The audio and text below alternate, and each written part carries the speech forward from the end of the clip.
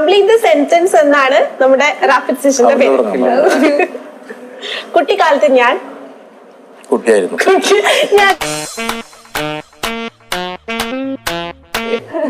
എന്റെ ആദ്യത്തെ ഷൂട്ട് ക്യാമറയിലായിരുന്നു.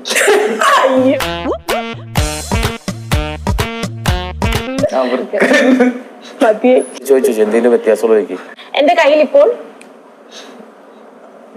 മറ്റൊരു കൈ.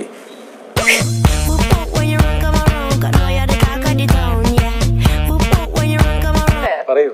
കുതിച്ചു പായുന്ന മലയാള സിനിമയെ പിടിച്ചു കെട്ടി ഡിജോ ജോസ്. നല്ല കാര്യമല്ലേ, നല്ല കാര്യമല്ലേ. ഒരു പുതിയ മുഖം അങ്ങനെയാണോ? ഭയങ്കര സ്പീഡായിരുന്നില്ലേ, പതുക്കെ പോവാം, വളരെ നൈസായിട്ട് പോവാം. ഓക്കെ ആണോ? നമ്മളൊന്നും കേട്ട താളമില്ല അല്ലെ. അങ്ങനെ ഒരുത്തം വിചാരിച്ചു കഴിഞ്ഞാൽ പിടിച്ചു കെട്ടാൻ പറ്റുമെന്ന് മനസ്സിലായില്ല.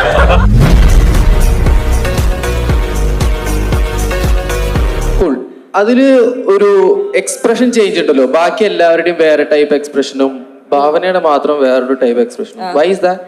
അത് മനസ്സിലാക്കാൻ മെയ് 3-ാം തീയതി നിങ്ങൾ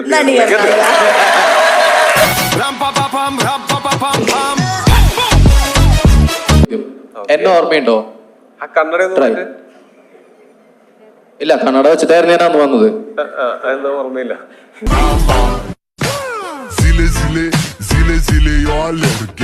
അറിയോ അലൻ ജോസ് ഡാൻസ് കളിക്കുന്ന ഇവര് രണ്ടുപേരും ആരെയും ഇഷ്ടം?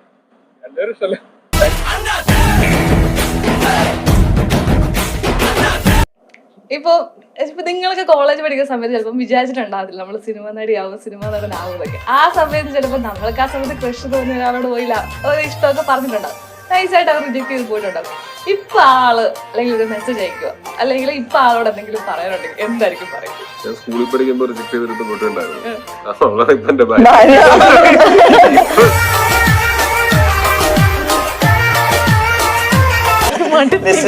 ബേസിക്കലി എന്ത് പറയുമ്പോഴേ തക്ലീ സ്വഭാവം ഉണ്ടല്ലോ. പക്ഷെ അതൊന്നും ഇതുവരെ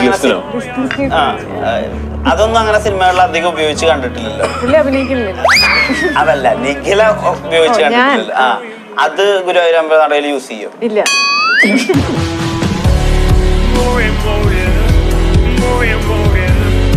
രാജേട്ടന്റെ കോമഡി സിനിമകൾ റിലീസ് ആകുമ്പോൾ ഞങ്ങൾ പ്രേക്ഷകർക്ക് ഈ പായസം കുടിക്കുമ്പോൾ അതിൽ കാഷ്യൂനട്ട് കിട്ടുന്ന ഒരു സന്തോഷമാണ്. ഞങ്ങൾക്കത് ഇഷ്ടല്ലേ? എല്ലാവർക്കും അത് ഇഷ്ടം, എനിക്കിഷ്ടല്ലേ? അതിപ്പം പ്രൊമോഷൻ ആയാലും എവിടെ പോലും നമുക്ക് അത് കാണാൻ പറ്റും. കാരണം ഇതുവരെ കാണാത്ത നമുക്ക് രാജുവേട്ടനെ നമുക്ക് ആ സമയത്ത് കാണാൻ പറ്റും പലപ്പോഴും.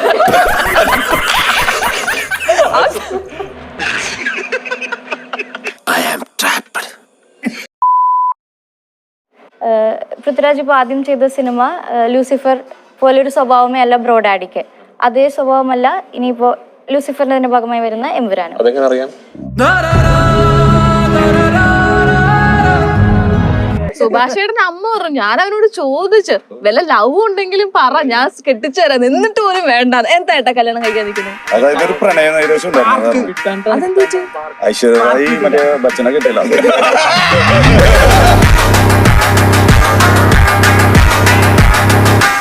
സംഭവം എന്ന് വെച്ചാൽ ഞാൻ ജനിച്ച വർഷമാണ് നന്ദനം വരെ റിലീസ് ചെയ്തത്. അപ്പൊ ഞാൻ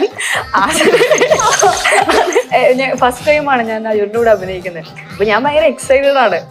കാരണം ഞാൻ അപ്പോഴൊന്നും സിനിമ കാണുമ്പോൾ ഞാൻ വിചാരിക്കുന്നില്ല നേരിട്ടൊരു സിനിമയൊക്കെ ചെയ്യാൻ പറ്റും. ജനിച്ചിട്ടല്ലേ ഉള്ളൂ.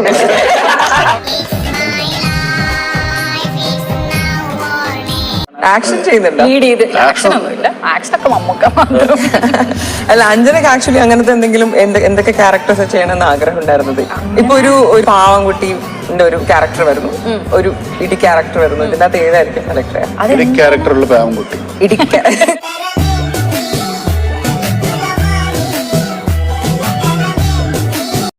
വീട്ടുകാർ അറിയാതെയാണോ പ്രണയിച്ചത്? വീട്ടുകാർ അറിഞ്ഞാലും കാര്യം പറഞ്ഞേക്കോ? അച്ഛൻ ഞാൻ പ്രണയിക്കാൻ പോവേണ്ടോണ്ട് പോവോ?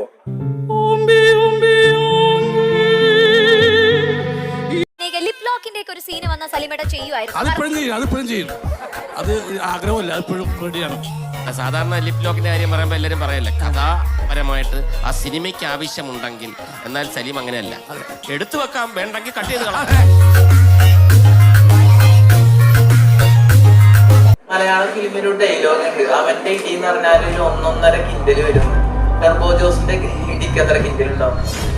കൊണ്ടുനോക്ക്.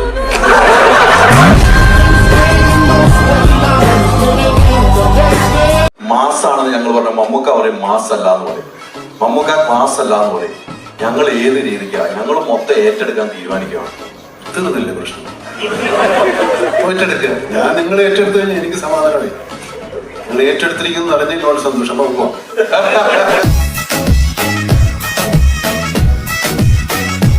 ഇപ്പം ഇങ്ങനൊരു ക്യാരക്ടർ വരുന്നു, മലയാളത്തിൽ ഒരു വില്ലനായിട്ട് തന്നെ എൻട്രി ചെയ്യുന്നു. സോ ഓൾറെഡി പ്ലാൻ ഉണ്ടായിരുന്നു ഒരു മലയാളം മൂവി. എനിക്ക് തോന്നുന്നു മലയാളം മൂവീസിനെ കുറിച്ച് ഇതിനു മുന്നേ പല ഇന്റർവ്യൂസിലും പറയുന്നത് ഞാൻ കേട്ടിട്ടുണ്ട്. അപ്പോൾ ഓൾറെഡി ഒരു പ്ലാൻ ഉണ്ടായി കാണുമോ? ലൈക്ക് മലയാളത്തിലേക്ക് വരുമ്പോൾ ഇങ്ങനെ ഒരു ക്യാരക്ടറിൽ വരണം, അല്ലെങ്കിൽ ഇതുപോലൊരു ക്യാരക്ടർ? ജനിച്ചപ്പോഴേ എന്റെ ആഗ്രഹം മലയാളത്തിൽ വില്ലനായിട്ട് അഭിനയിക്കണം.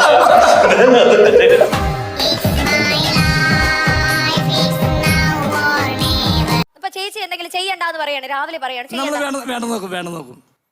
ലിപ് ലോക്ക് വൈഫിനെ വേണം നോക്കും.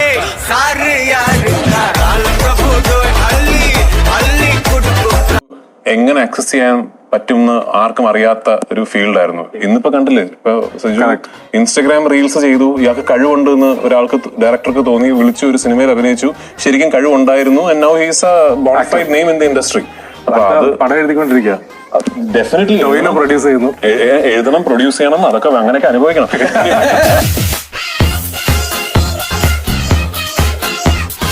കാലിമിയിലൊരു പാട്ടുണ്ട്, മഴവില്ലിലെ വെള്ളയെ ഒമ്പര പമ്പര ചുറ്റലിൽ കണ്ടോന്നി, ഇടി മിന്നൽ വെട്ടിയ വെട്ടത്തെ നെഞ്ചിലെ കീറലിൽ കണ്ടോന്നി. ശരിക്കും ഇത് ഡീകോഡ് ചെയ്ത് കേട്ടിട്ടുണ്ടോ? മൊസിൻ ബരാരി എഴുതിയതാണ്. അപ്പൊ വെട്ടിയ വെട്ടത്തെ നെഞ്ചിലെ കീറലിൽ കണ്ടോന്നി. അത്രയ്ക്ക് സങ്കടമായിരുന്നു എന്നാണ്. ഇത് കേട്ടിട്ടുണ്ടോ ഇങ്ങനെ ഒരു അർത്ഥം?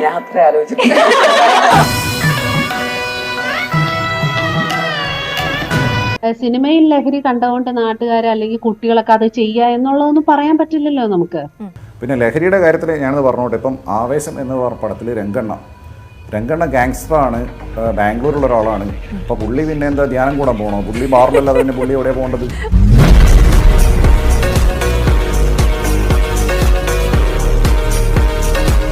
അടുക്കും പുഷ്ചേട്ടാ എല്ലാ ദിവസവും. പിന്നെ തകർത്തെടുക്കാൻ പോവാണ് നമ്മള്. നിങ്ങൾ റെഡിയല്ലേ പ്രേപ്പറുകളെ? ചേട്ടൻ റെഡിയല്ലേ? ഞാൻ റെഡി, വന്നപ്പോഴേ റെഡിയാണ്. പിഷാ റെഡി, കേട്ടിട്ടില്ലേ?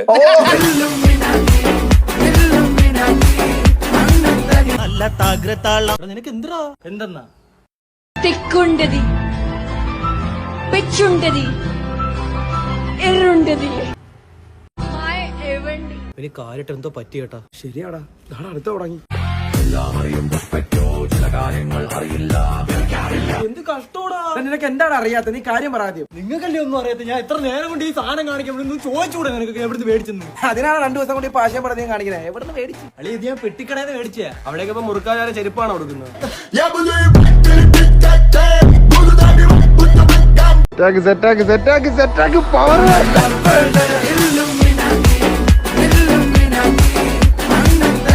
മോനെ